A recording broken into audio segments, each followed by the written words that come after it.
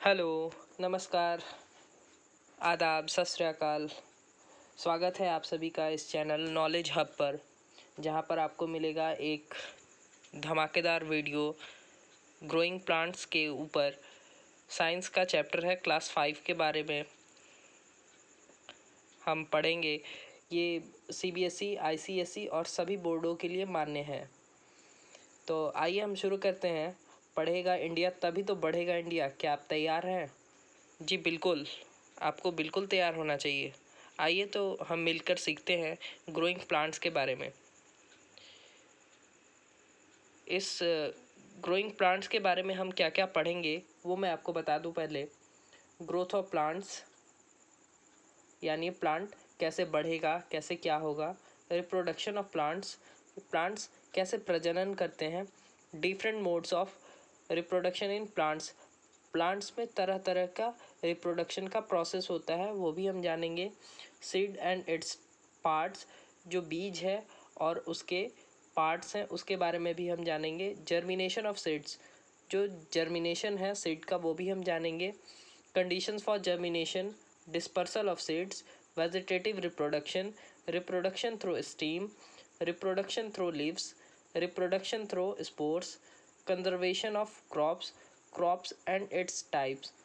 तो मैं आपको ये बताना चाहता हूँ कि आप एक कॉपी और पेन ले लें और सामने बैठें। तो क्या आप तैयार हैं? बिल्कुल। तो हमारा ये रहा आज का पहला टॉपिक जो हम पढ़ने जा रहे हैं। पहले हम इंट्रोडक्शन देखेंगे कि क्या है इस चैप्टर का इंट्रोडक्शन। ग्रोइंग प्लांट्स चैप्टर का नाम है। We are surrounded by a variety of plants. They include trees, herbs, etc. Have you ever wondered that how plants keep on multiplying? The answer is reproduction. Reproduction is a process by which plants produce new plants like themselves so that they can continue to survive on the earth. हम लोग विभिन्न प्रकार के plant से घिरे हुए हैं। कहने का मतलब कि मान लीजिए मैं यहाँ पे हूँ, जो मेरा आसपास का नियर बाई एरिया है, यहाँ पीपल के पेड़ हैं, नीम के पेड़ हैं। जहाँ आप होंगे ऐसा ज़रूरी नहीं है कि वहाँ पे भी नीम या पीपल या एक ही जैसा पेड़ एग्जिस्ट करता हो। ये अलग अलग लैंडफॉर्म्स में अलग अलग पेड़ पौधे होते हैं। अब कोई केरल से हो तो वहाँ पर कोकोनट ट्री होंगी, यहाँ पे नहीं है। They include trees and herbs, इसमें कुछ ट्रीज़ होते हैं और कुछ छोटे कद के पौधे भी होते हैं। हैव यू एवर वंडर्ड, क्या आपने कभी ऐसा सोचा है कि प्लांट अपने आप को कैसे बढ़ाते हैं, यानी वो उनकी संख्या कैसे दिन प्रतिदिन बढ़ते जाती है। क्या आपने कभी ऐसा सोचा है? जी हाँ बिल्कुल, आपका सोचना बिल्कुल सही है, क्योंकि इसका आंसर है रिप्रोडक्शन। रिप्रोडक्शन क्या होता है, आइए हम इसके बारे में कुछ जान लेते हैं। रिप्रोडक्शन एक प्रक्रिया होती है, एक प्रोसेस होता है, एक फिनोमेना होता है, जिसके द्वारा पेरेंट प्लांट अपने ही जैसा छोटा प्लांट जन्म देता है। किस लिए जन्म देता है? ताकि वो सरवाइव कर सके। कहाँ पे? पृथ्वी पे। क्योंकि अर्थ पे क्या मिलता है? अर्थ पे मिट्टी होती है, एयर है, ऑक्सीजन है और सनलाइट है, जिसकी वजह से प्लांट प्रॉपर ग्रोथ कर पाता है, प्रॉपर ग्रो कर पाता है। Your second thought would be what is plant and how will you identify a plant. ये तो बहुत बड़ी बात हो गई भाई, कि मान लीजिए आपने दूसरी बार सोचा होगा कि प्लांट क्या है और आप इसको कैसे पहचानेंगे कि ये प्लांट है। स्वाभाविक सी बात है। तो आइए हम इसके बारे में भी जान लेते हैं, इसका भी कन्फ्यूज़न क्लियर कर लेते हैं। A plant is living organism that grows in earth in water, usually has a stem, leaves, roots, flowers and produces seeds.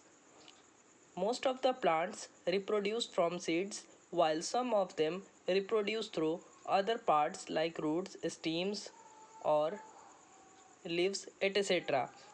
तो आइए हम ये जान लेते हैं प्लांट क्या होता है। प्लांट एक लिविंग ऑर्गेनिज्म होता है जो कहाँ पे पनपता है, अर्थ में या फिर कुछ एक्वेटिक प्लांट्स होते हैं, जैसे आपने देखा होगा कमल का फूल, वो क्या है, वो प्लांट, वो भी एक प्लांट है। कहाँ पे होता है, पानी में होता है। और जैसे मान लीजिए आपने नीम का पेड़ देखा, नीम का पेड़ कहाँ होता है, ऑन द अर्थ, ना कि वाटर में। और उनको पहचानने का तरीका क्या होता है, उनके पास एक तना होता है, स्टेम का मतलब तना, स्टेम यहाँ मैं आपको शो कर रहा हूँ, स्टेम मतलब तना होता है। रूट्स, ये उनकी जड़ें होती हैं, ये उनके पत्ते होते हैं, और ये उन पे फ्लावर लगते हैं जब वो मैच्योर हो जाते हैं। Most of the plants reproduce from seeds. अब आप देख रहे हैं ये वैरायटी ऑफ प्लांट्स रखा हुआ है यहाँ पे, ये वैरायटी ऑफ प्लांट्स रखा हुआ है यहाँ पे। ये बहुत तरह के रूट्स, स्टीम्स और लीव्स से ये रिप्रोड्यूस करते हैं अपने दूसरे पार्ट को भी। ये प्लांट का डायग्राम है। आइए हम चलते हैं अब अगले स्लाइड की तरफ। तो ये हमारा आज का दूसरा टॉपिक है, reproduction through seeds. Reproduction through seeds यानी प्रजनन बीज के द्वारा। तो आइए हम देख लेते हैं। ये सबसे पहला चीज़ मैं आपको दिखा दूँ, ये बीज होता है, ये बीज है। Majority of plants grow from seeds. बहुत सारे यानी बहुतायत मात्रा में इस पृथ्वी पे जितने भी प्लांट्स होते हैं वो सीड के द्वारा ही जन्म होती है उनकी। You will be thinking that how seeds are formed. अब आप सोच रहे होंगे कि ये सीड भाई बना कैसे, सीड बना कैसे, आप ये सोच रहे होंगे। तो आइए इसका भी आंसर हम खोज लेते हैं। The flowers change into fruits which have seed in them. जो फ्लावर होते हैं वो फ्रूट में बदल जाते हैं जिनके पास क्या होते हैं, छोटे छोटे सीड होते हैं। Seed grow from seedling in the presence of water, air and sunlight. जो सीड होता है वो सीडलिंग से बड़ा होता है, यानी पौधे का सबसे छोटे रूप से वो जन्म लेता है।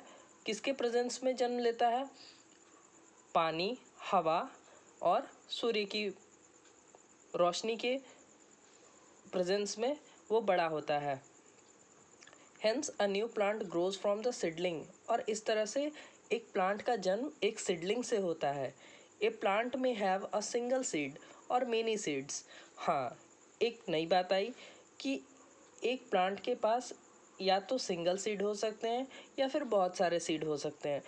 जो सिंगल सीड वाले होते हैं प्लांट, उसको मोनोकॉट कहते हैं। उसको क्या कहते हैं, मोनोकॉट, MONOCOT, राइट। और जिसके पास बहुत सारे सीड होते हैं उनको डाइकॉट्स कहते हैं, DICOT। दो सीड वाले को डाइकॉट कहते हैं, right. Have you ever wondered that do all seeds grow into a new plant. क्या आपने कभी ऐसा सोचा है कि क्या, मान लीजिए आपके पास एक कटोरी में कटोरी भर के या एक बॉल भर के आपके पास एक प्लांट का सीड रखा हो, आप उसको खेत में ले जाएं, उसको फील्ड में ले जाइए और उसको पूरी तरह से प्लांटेशन कीजिए। क्या ये संभव है कि सारे के सारे उसमें से सही होंगे, सही पौधा के रूप में जन्म लेंगे? जी नहीं, इसका आंसर है नहीं। ऐसा क्यों होता है, why does it happen? It is because of following reasons. ये निम्न लिखे हुए रीजन्स के कारण होता है। Some seeds are not fully developed when they get separated from parent plants. ऐसा होता है कि जब वो अपने पेरेंट प्लांट से अलग होता है सीड, तो वो पूरी तरह तैयार नहीं होता है। जैसे अगर आपको कहा जाए स्कूल जाओ, तो आप स्कूल कैसे जाएंगे, घर के ड्रेस में तो नहीं जाएंगे। अगर आप घर के ड्रेस में स्कूल जाते हैं तो आपको स्कूल पे एंट्री नहीं मिलेगी। सेम उसी तरह जो सीड होते हैं वो भी एक मैच्योरिटी लेवल पर पहुंचते हैं, यानी आपके यूनिफॉर्म पे पहुंचते हैं।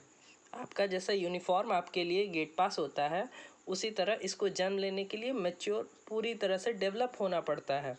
आइए दूसरा पढ़ते हैं। Some seeds are eaten up by birds और एनिमल्स। कुछ जो सीड है उनको बर्ड या एनिमल खा जाते हैं खेत में से।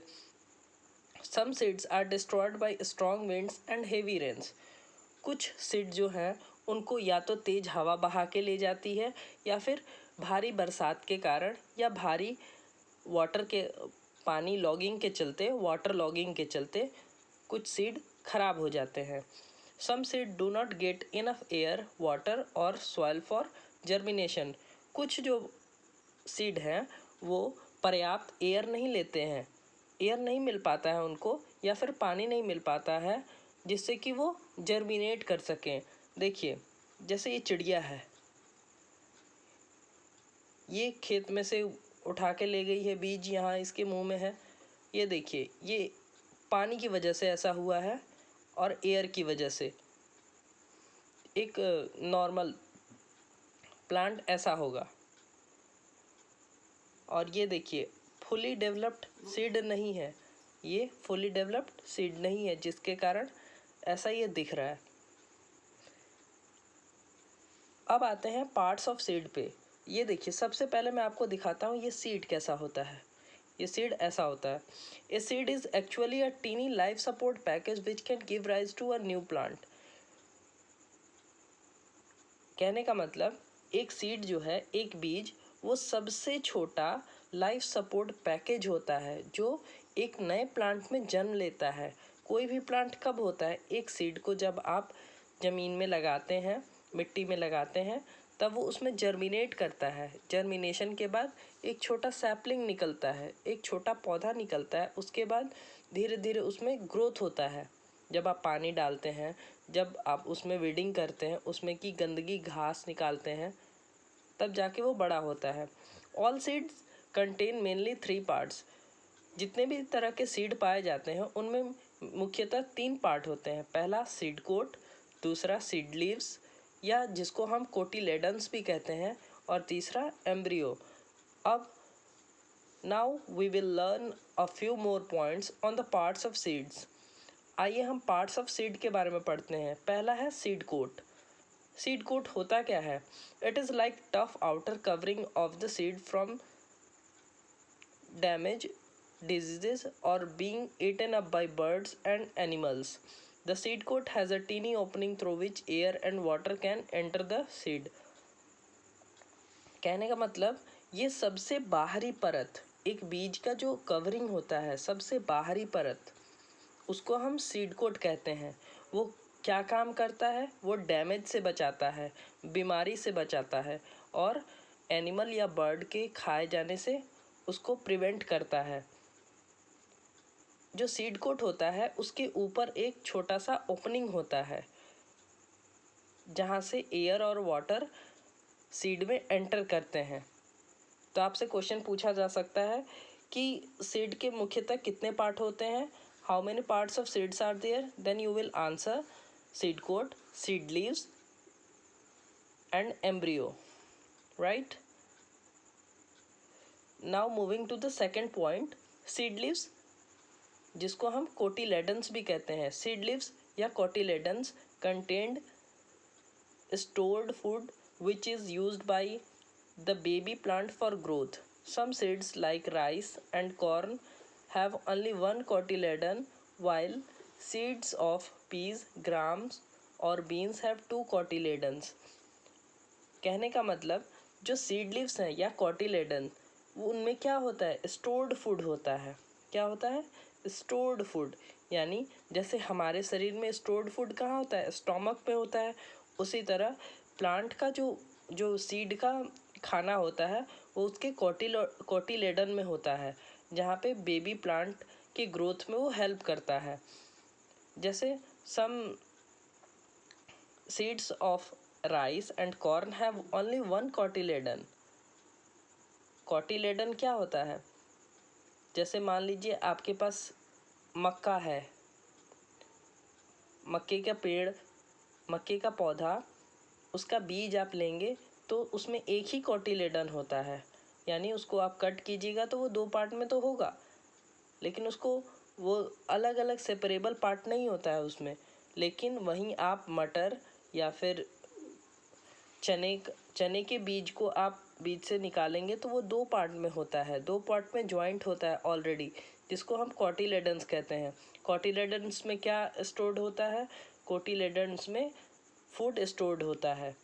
अब तीसरा पढ़ते हैं embryo. The embryo is a baby plant which lies between the seed leaves. जो सीड लिव्स हैं कोटिलेडन्स के बीच वाला जो पार्ट होता है, ये रहा हमारा कोटिलेडन्स और ये रहा हमारा एम्ब्रियो। आप देखते होंगे उसमें से हरा हरा रंग का कुछ निकलता है, हरा हरा रंग का छोटा छोटा एक पत्ता निकलता है जिसको हम एम्ब्रियो कहते हैं। अब आते हैं हम जर्मिनेशन ऑफ सीड्स के बारे में पढ़ते हैं।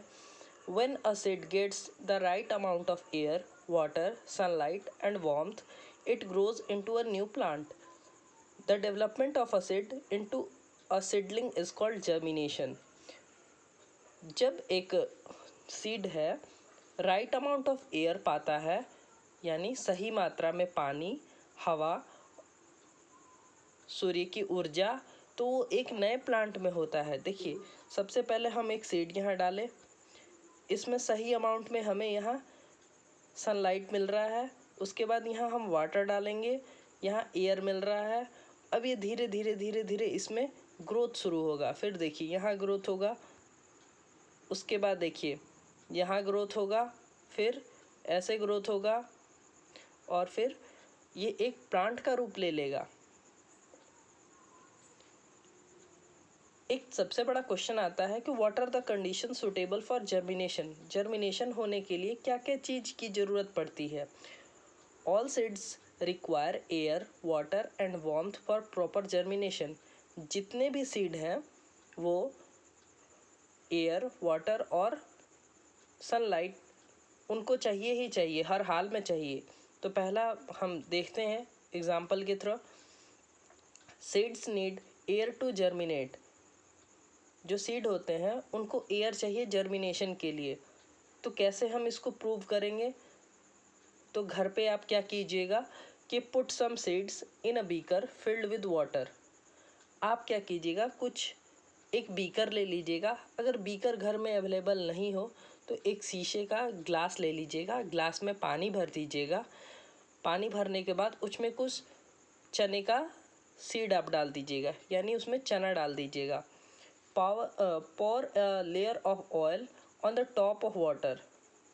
अब आप उसके ऊपर कोई तेल का परत उस पर लगा दीजिए। कहने का मतलब कि आप उस पर करू तेल डालिए एक ढक्कन, तो वो क्या करेगा, वो पानी के लेयर में फैल जाएगा, जिससे क्या होगा कि एयर का सप्लाई बंद हो जाएगा, यानी उस ऑयली लेयर के नीचे एयर नहीं जाएगा, वो ऊपर ही आके वापस चला जाएगा।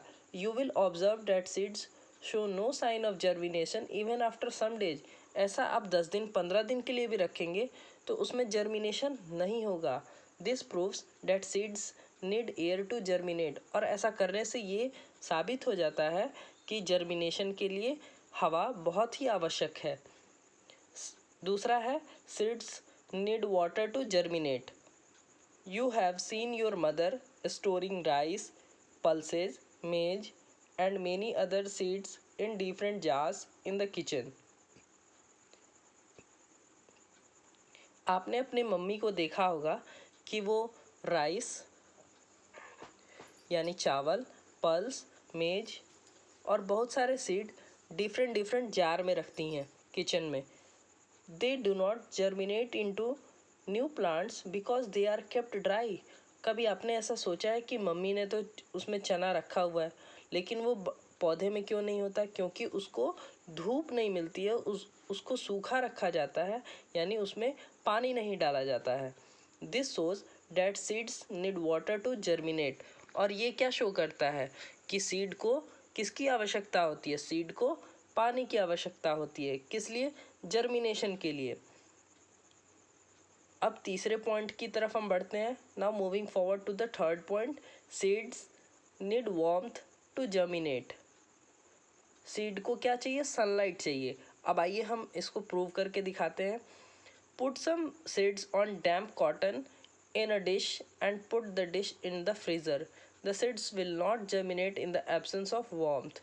अब आप क्या कीजिए कि कुछ सीड्स लीजिए अपने मनपसंद का, जो भी आपके घर में अवेलेबल हो, आप घर से बाहर ना जाएं, जो समय अभी चल रहा है कोरोना का, आप बहुत बचकर रहें, घर में रहें, सुरक्षित रहें और घर से पढ़ाई करें, घर से तैयारी करें आप।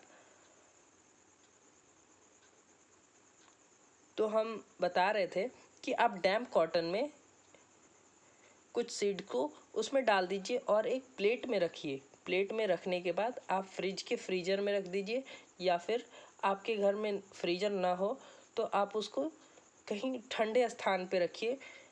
ऐसा आप देखेंगे कि कुछ दिन के बाद भी उसमें कोई जर्मिनेशन यानी उसमें कोई छोटा पौधा नहीं निकला है।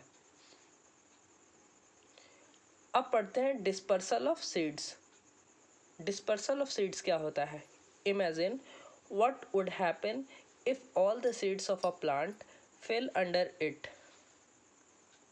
The seedlings will grow very close together. आप कल्पना कीजिए, आप सोचिए कि क्या होगा जब मान लीजिए एक पेड़ है, पेड़ के नीचे ही उसका सारा बीज गिर जाए।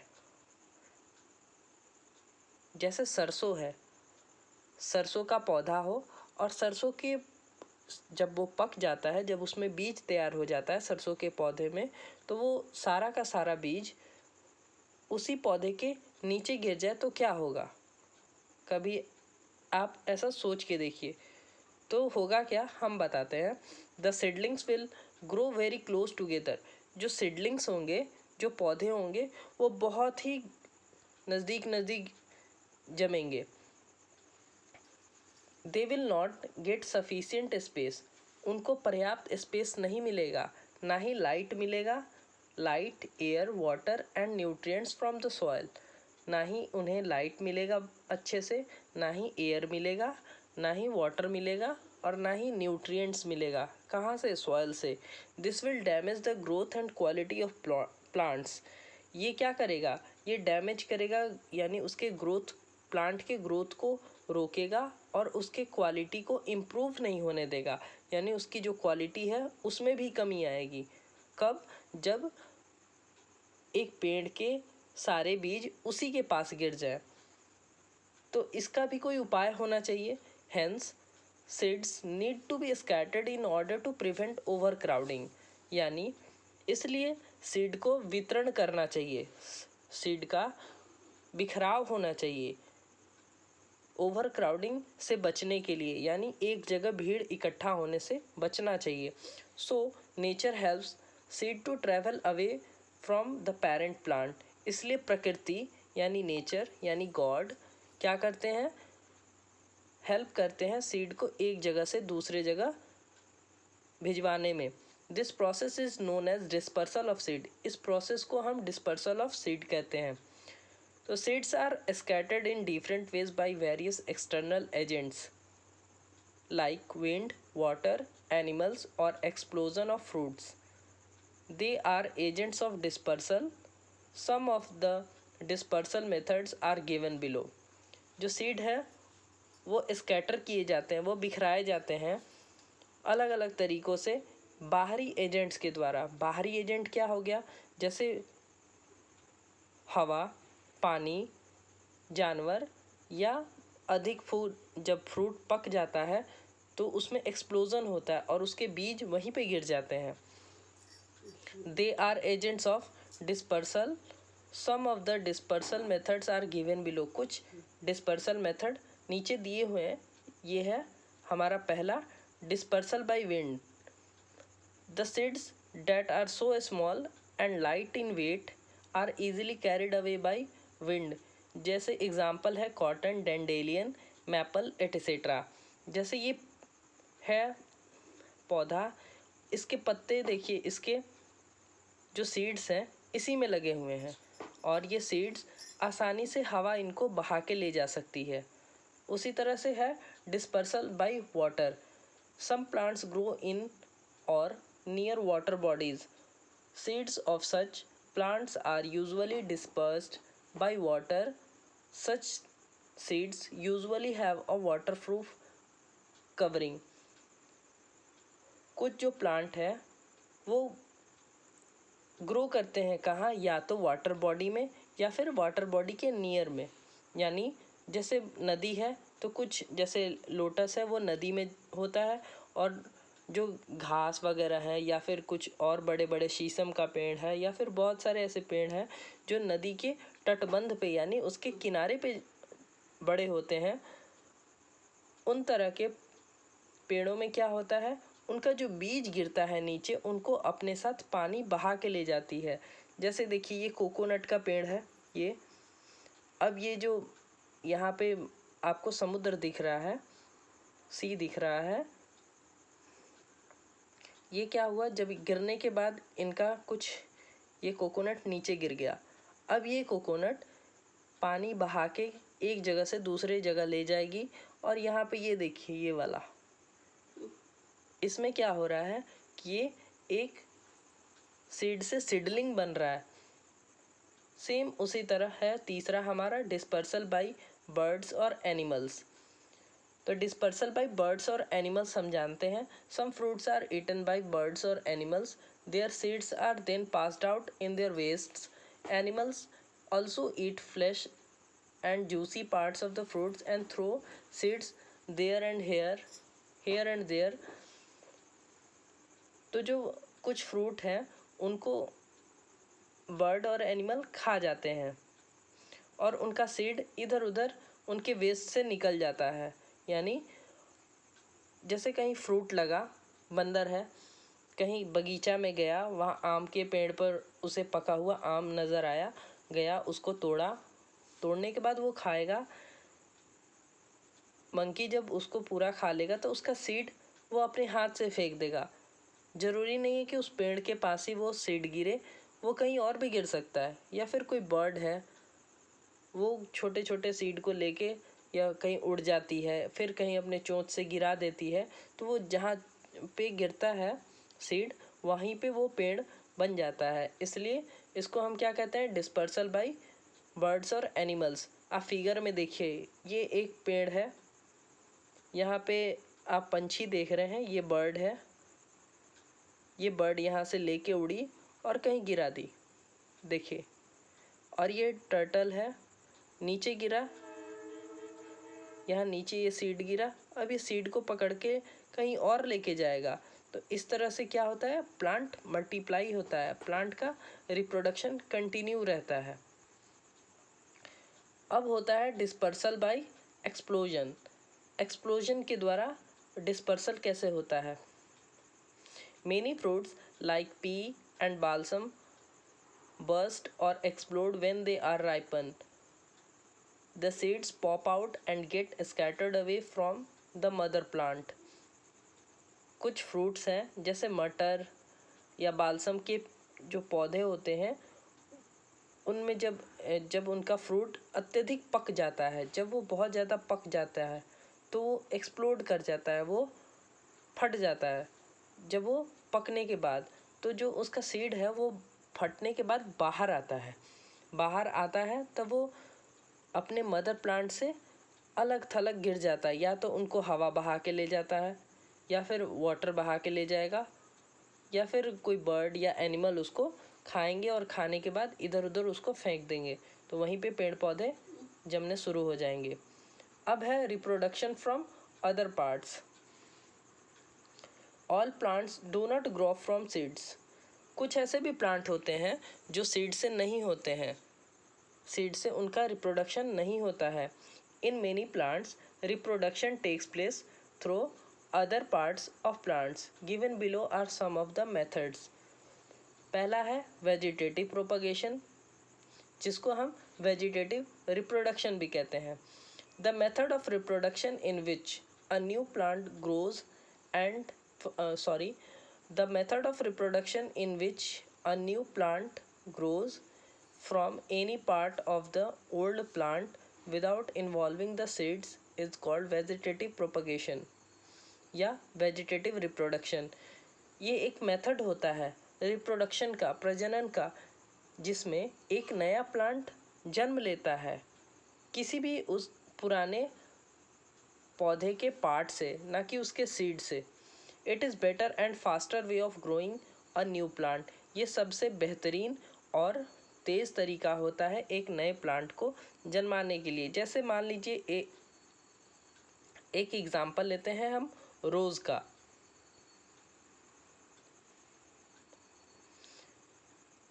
रोज़ के डंठल को हम काटते हैं, उसके स्टेम को काटते हैं और फिर कहीं दूसरी जगह प्लांट करते हैं, तो उससे भी एक नया रोज़ का पौधा हो जाता है, एक गुलाब का पौधा हो जाता है।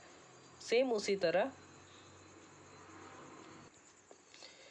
उसी तरह हम यहाँ देखेंगे, एक ये प्लांट है, हम उसको काटे, उसका एक स्टेम, और स्टेम को हम इसमें प्लांट कर दिए।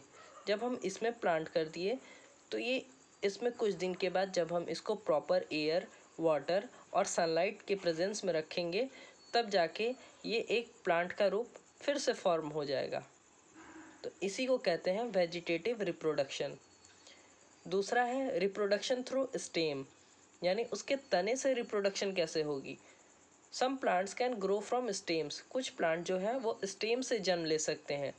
जैसे पहला है बडिंग, जिसको हम बर्ड्स भी कहते हैं। In plants like potato, ginger and onion, a new plant grows from the buds present on the underground stems. Potato has buds called eyes which grow into new plants. जो birds होते हैं ये किस तरह के प्लांट्स में होते हैं, जैसे आलू का पौधा हुआ, आलू का पौधा, ये इसको हम क्या कहते हैं, बर्ड्स कहते हैं। उसके ऊपरी लेयर से ये निकलता है, राइट। तो हम इसको कट करके ज़मीन के नीचे लगाते हैं, यानी सॉइल में लगाते हैं, तब ये प्लांट निकल जाता है। इसी प्रोसेस को हम क्या कहते हैं, बडिंग कहते हैं। और ये जो निकला हुआ है रूट्स, इसको हम बर्ड्स भी कहते हैं। दूसरा प्रोसेस है इसका स्टेम कटिंग, यानी इसके तने को काटना। Plants like rose, hibiscus and sugarcane grow from stem cuttings. The stem cuttings when put into moist soil develop roots and grow into new plants. जो स्टेम कटिंग का प्रोसेस है वो किस में होता है, रोज़ में होता है, हिबिस्कस में होता है और शुगर केन में होता है, ईख में होता है। इनके तने को क्या किया जाता है, काटा जाता है, और काट के इनको मॉइस्ट यानी गीले सॉइल में लगाया जाता है। जब आप उसको लगा देंगे उसके तने को, तब वो धीरे धीरे उसमें रूट होना शुरू होगा। जब रूट होना शुरू होगा उसके बाद वो एक नए प्लांट में बन जाएंगे। जैसे ये देखिए, ये यहाँ से हमने इसको कट किया, कट करने के बाद हमने यहाँ सॉइल में लगाया। जब हम सॉइल में लगाएंगे तो धीरे धीरे यहाँ रूट्स आने शुरू हो जाएंगे। जब रूट्स आने शुरू होंगे तो ये नए प्लांट में डेवलप कर जाएगा। उसके बाद आता है हमारा रिप्रोडक्शन थ्रू लीव्स। अब पत्तों के द्वारा रिप्रोडक्शन कैसे होता है। Plants like Bryophyllum and begonia have birds present on their leaf margin. New plants grow from these birds. ये एक बेगोनिया का लीफ प्रोपगेशन है। ये देखिए लीफ के बाहर में, बगल में, यहाँ पर ये जो पार्ट है, यहाँ लीफ मार्जिन के पास में एक नए बर्ड निकलते हैं और वही बर्ड एक प्लांट का रूप फॉर्म कर लेता है। चौथा है रिप्रोडक्शन थ्रू स्पोर्स। स्पोर्स के द्वारा रिप्रोडक्शन कैसे होता है प्लांट्स में। There are some plants like ferns, mosses and mushrooms which produce spores. Spores are very tiny seed like structure which grow into new plants. जैसे मशरूम का पौधा है, मशरूम के पौधे में स्पोर होता है, वो स्पोर प्रोड्यूस करते हैं। स्पोर क्या होता है, बहुत छोटा, बहुत सूक्ष्म स्ट्रक्चर होता है जो एक नए प्लांट के रूप में फॉर्म कर जाता है। जैसे ये मशरूम है, मशरूम, इसमें एक टाइनी पार्टिकल है, टाइनी पार्ट, सबसे छोटा ये जो कण आपको दिख रहा है, यही बाद में चल के क्या होता है, एक प्लांट के रूप में फॉर्म कर जाता है, यानी अपने पेरेंट प्लांट का रूप ले लेता है। पांचवा है reproduction from roots. A new plant can also grow from the roots of the mother plant. एक जो नया प्लांट है वो अपने मदर प्लांट के रूट से भी जन्म ले सकता है। जैसे sweet potato, beet root, carrot roots, cassava roots. जैसे आप देखिए, ये गाजर, शकरकंद, शलजम, ये सब जो होते हैं वो रूट से जन्म लेते हैं। अब पढ़ते हैं हम क्रॉप्स के बारे में। क्रॉप्स होता क्या है? ये सारे जो आपको नज़र आ रहे हैं, ये सारे क्या हैं? तरह तरह के क्रॉप्स हैं। ये सब अलग अलग प्रकार के क्रॉप्स हैं। The plants that are grown and cultivated at one place on a large scale during a particular period are called crops. तो आपसे कोई पूछे कि what is a crop, then you will say the plants that are grown and cultivated at one place on a large scale during a particular period are called crops. Different crops are grown at different places on the basis of soil type, water availability and climate. जो plant होते हैं उनको उपजाया जाता है या और उनकी खेती की जाती है एक जगह पे वृहद पैमाने पे, यानी बहुत बड़े स्केल पे, एक पार्टिकुलर पीरियड में। जैसे आम का सीजन है, एज़ फॉर एग्ज़ाम्पल आम का सीजन कब आता है? गर्मियों में आता है। हम उसका पौधा भी लगा देते हैं तो हमें फल कब मिलता है? गर्मियों में मिलता है। ठीक उसी तरह जैसे गेहूं का सीजन होता है, वीट का सीजन कब होता है? ठंडियों के मौसम में। ना कि हम उसको गर्मी के मौसम में गेहूं लगाएंगे तो वो नहीं उपजेगा, राइट? क्योंकि उसको प्रॉपर एयर, वाटर और क्लाइमेट चाहिए होता है डेवलप होने के लिए। अब आइए हम पढ़ते हैं टाइप्स ऑफ क्रॉप्स के बारे में। There are a different types of crops but we will study about kharif crops and rabi crops. बहुत तरह के क्रॉप्स होते हैं, लेकिन हम लोग केवल आपके क्लास 5 में हम खरीफ क्रॉप और रबी क्रॉप के बारे में ही पढ़ेंगे, क्योंकि आपके सिलेबस में इतना ही दिया हुआ है। रबी क्रॉप्स किसको कहते हैं? Rabi crops grown from November to April are called rabi crops. हम जो क्रॉप नवंबर से अप्रैल के महीने के बीच में लगाते हैं उनको हम रबी क्रॉप्स कहते हैं। These crops do not depend on the monsoon rains.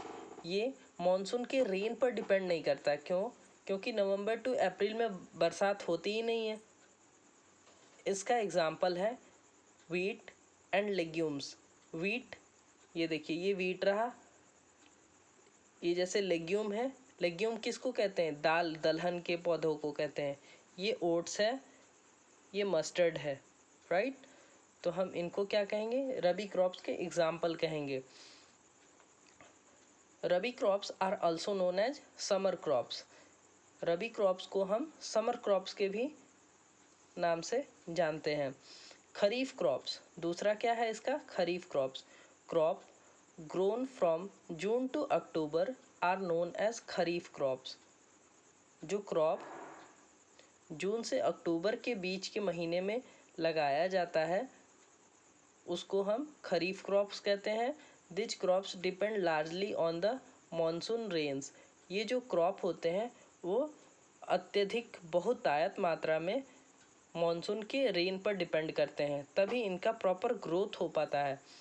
इनका एग्जाम्पल क्या है? राइस और मेज। राइस, धान हम लोग कब लगाते हैं? बेसिकली जब सावन का महीना होता है, सावन के महीना में ये सब कल्टीवेट किया जाता है। मक्की देखिए आप, ये कॉर्न है, ये सोयाबीन है और ये शुगर केन है। इनको क्या चाहिए? हाई वाटर चाहिए, बहुत ज़्यादा पानी चाहिए। बहुत ज़्यादा पानी कहाँ से आएगा? मॉनसून से। Kharif crops are also known as winter crops. इनको हम विंटर क्रॉप्स के नाम से भी जानते हैं,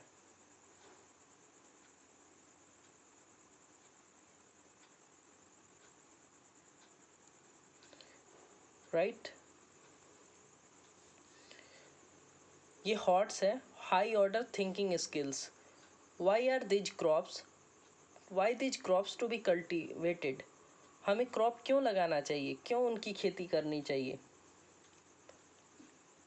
Crops need to be cultivated on a very large scale to feed the entire population this practicing of growing crops on a large scale is called agriculture. या फिर हम दूसरा डेफिनेशन ये भी दे सकते हैं, the practice of growing plants on a large scale for food और other purposes is called agriculture. खेती हम उसको कहते हैं जब हम पौधे लगाने की प्रक्रिया को बहुत बृहद पैमाने पर जब हम पौधों को लगाते हैं, या फिर भोजन के लिए या फिर किसी अन्य काम के लिए, तो हम उसको एग्रीकल्चर यानी खेती कहते हैं। द डिफरेंट स्टेजेज आर, जो डिफरेंट स्टेज होते हैं खेती करने के, सबसे पहले द फील्ड इज प्लाउड, यानी खेत को जोता जाता है। Manure is added to the soil, खाद को मिट्टी में मिलाया जाता है। सीड्स आर सोन, यानी हम बीज को ज़मीन में यानी मिट्टी में लगाते हैं। The crops are irrigated watered, यानी जो फसल है उनको हम इरिगेट करते हैं यानी उसमें पानी डालते हैं। The crops are spread with chemicals called pesticides to protect them from pests. जो क्रॉप्स होते हैं, जो फसल होते हैं, उन पे हम छिड़काव करते हैं केमिकल पेस्टिसाइड्स का, किससे बचाने के लिए, ताकि कीट मकोड़े हमारे फसल को बर्बाद ना करें। The crops are then harvested, तब हम क्रॉप को क्या करते हैं, हार्वेस्ट करते हैं।